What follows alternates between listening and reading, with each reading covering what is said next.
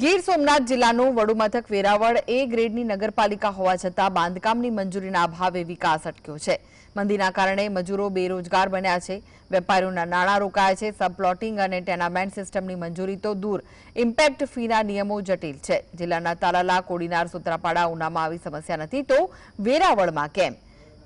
યોજાયેલી મીટિંગમાં બિલ્ડર્સ, વકીલો, એન્જિનિયર હાજર રહ્યા, જેમાં ઉચ્ચ સ્તરે રજૂઆતનો નિર્ણય લેવાયો હતો।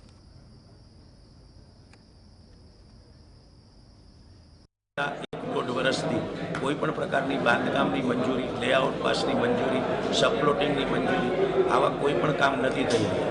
जेना माटे अमे मांगणी करी छे के द्वारका अने ओखा नगरपालिकाने जे रीते छूटछाटो आपवामां आवी छे तो ए प्रकारनी छूटछाटो आपी अने आ कामने सरळ बनाववामां आवे। सुडाना नवा नियमोने हजी घणी वार लागशे। एनुं जे कंई डेवलपमेंट थशे एना माटे 2-3 वर्ष નીકળી જશે।